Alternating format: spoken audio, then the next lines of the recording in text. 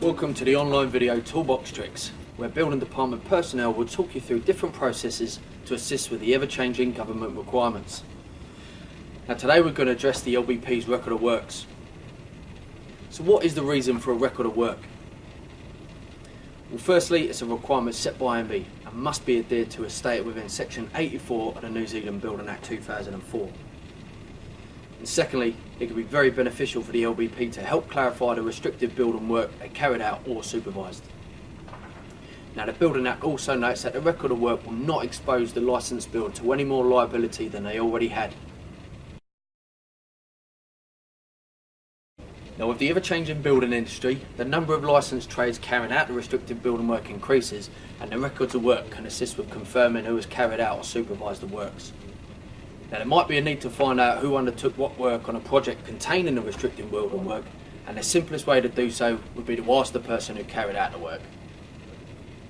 Now this can be very beneficial for the LBP in case of any potential issues that may arise due to latent defects occurring within the lifespan of the building, and the owner at the time needs to know who to get hold of to remedy the defects. Now in some cases, the owners are not likely to know who did what work and where on the building, and as time ticks by and ownership changes, that knowledge is going to fade rapidly. So therefore the purpose of the record of work is to help clarify who did what restricted building work and where. For more information on the LBP roles and responsibilities, follow the link below to the Licensed Building Practitioner's website. So what do we need to put on our record of work form? Well, first of all, it's important to make sure that all the legal information has been completed on the form. The building site address, the project building consent number, the owner's details, and the restricted building work carried out. So what is restricted building work?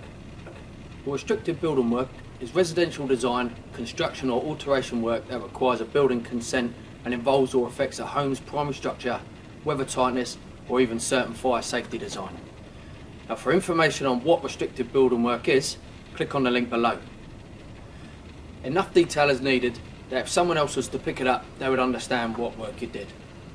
It is also good to be able to show what work you did not do in case of a dispute were to arise.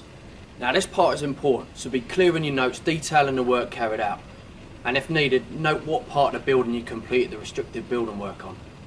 Now this will help protect you from taking the responsibility on others' work. The LBP who is issuing the record of work will need to make sure that the declaration is signed and dated.